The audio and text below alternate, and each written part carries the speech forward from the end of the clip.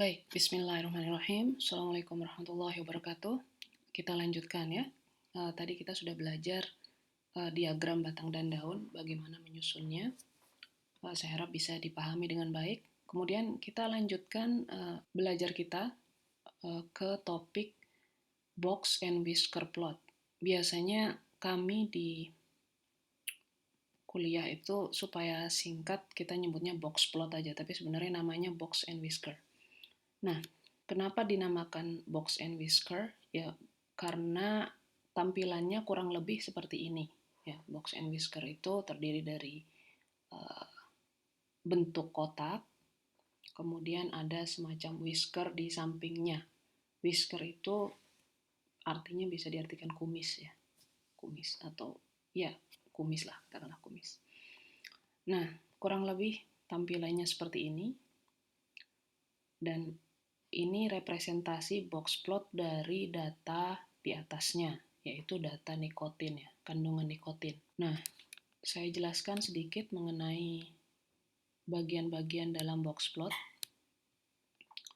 Jadi, kalau kita punya box plot seperti ini, maka ya bagian-bagian ini ada artinya.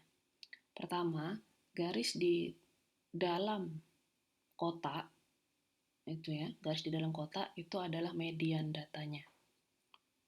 Ya, kemudian garis di tepi kotak di sebelah kanan median adalah kuartil 3.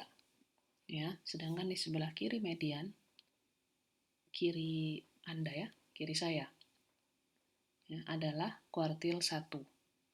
Kemudian ujung kiri box plot ini adalah datum terkecil dan ujung kanan adalah datum terbesar. Ya, jadi pada prinsipnya box plot itu punya berapa ini? 5 ya. Punya 5 komponen utama, yaitu datum terkecil, datum terbesar, kuartil 1, kuartil 2 atau median, dan kuartil 3. Ya. Biasanya box plot itu disajikan secara horizontal, tapi tidak menutup kemungkinan dia disajikan secara vertikal. Ya. Gimana kalau disajikan dalam bentuk vertikal? Ya tinggal Anda putar aja, rotasikan dia saja berlawanan arah jarum jam sebanyak 90 derajat, sebesar 90 derajat ya. Jadi berdiri. Jadi kalau dalam posisi berdiri atau vertikal, maka Q3-nya ada di atas, datum terbesarnya ada di atas, dan seterusnya. Nah, kemudian ini bagian bulatan-bulatan apa? Nah, karena di contoh yang tadi tidak ada, karena ini box plot yang lain daripada dari data ketebalan cat ya, bukan dari data nikotin. Tapi di box plot data nikotin itu punya kayak titik atau bundaran-bundaran di luar data terkecil dan data terbesar. Nah, ada tiga titik atau 3 spot di sini. Nah, artinya ini adalah data pencilan, istilahnya ya, data pencilan. Apa data pencilan itu? Kita biasa menyebut dengan outlier, ya, outlier. Jadi data pencilan itu data yang berbeda ya dari kelompok data lainnya. Maksudnya berbeda apa, Bu? Dia memiliki nilai yang jauh lebih kecil dari nilai terkecilnya dan atau jauh lebih besar dari nilai terbesarnya. Contoh di sini misalkan. Outlier di sini ini adalah 0,85 dan ada 2 ya, harusnya mana? Ini 0,72. Mengapa kok dianggap outlier 0,85 dan 0,72 ini? Mengapa dianggap dia pencilan atau terpencil ya? Kalian mungkin susah mengartikan pencilan, anggap saja terpencil gitu. Jauh gitu kan, terpencil, daerah jauh gitu kan. Kenapa dia dianggap pencilan? Karena datum lainnya itu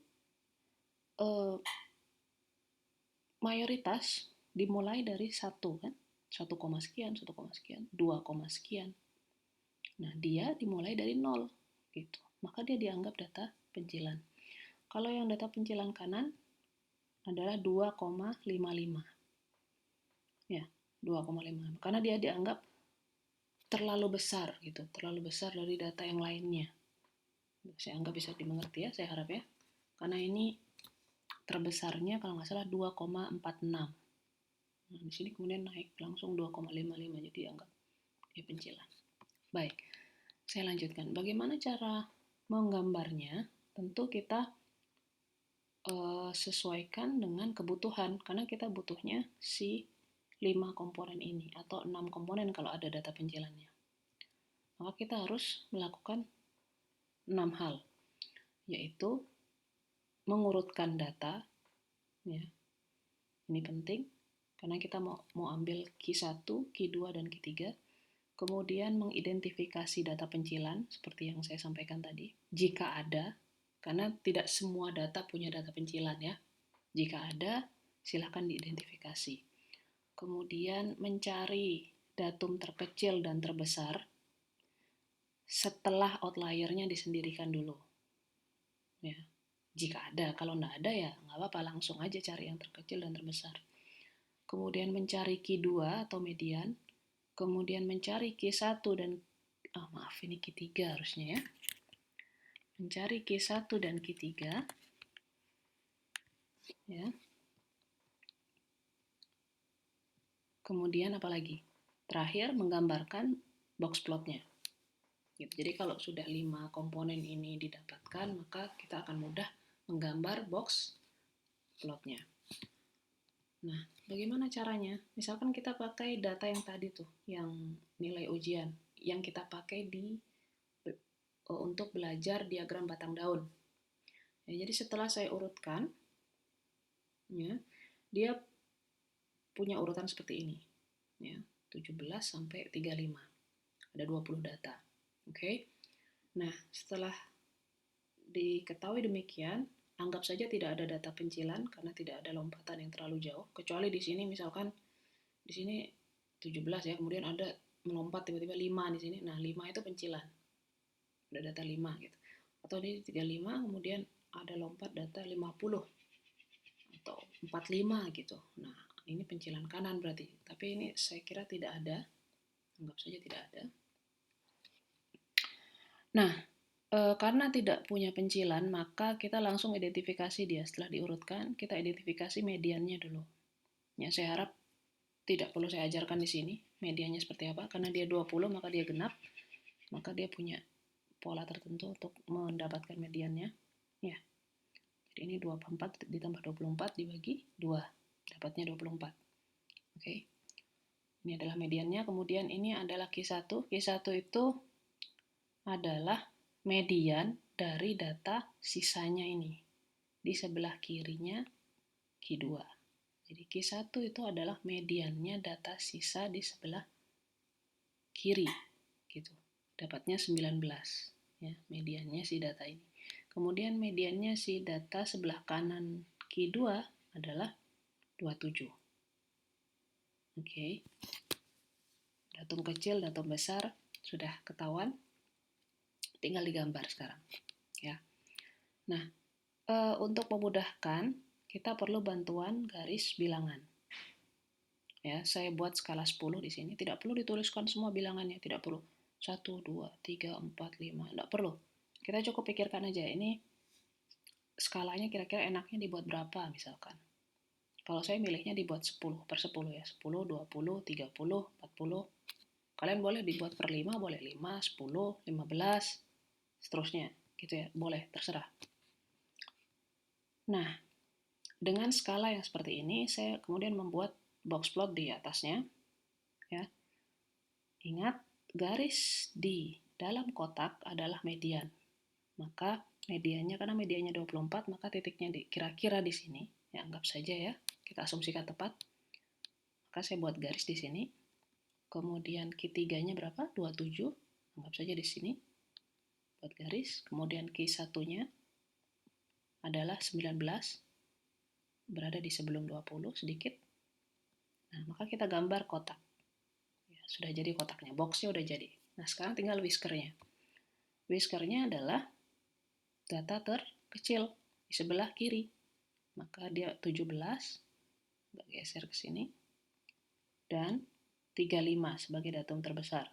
Ya, 35. Kita tinggal tarik garis ke kanan dan tarik garis ke kiri sampai di titik yang kita tandai tadi.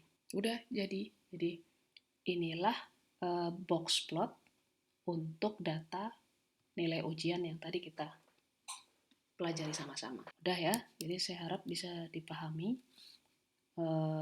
Mungkin butuh banyak latihan ya, mungkin setelah penjelasan saya ini kalian masih bingung karena belum mengalami sendiri, maka saran saya kalian cari data, kemudian dibuat diagram batang daun, kemudian dibuat histogram, kemudian juga dibuat box plotnya supaya terbiasa. Ya, saya kira cukup sekian. Semoga bisa bermanfaat. Assalamualaikum warahmatullahi wabarakatuh.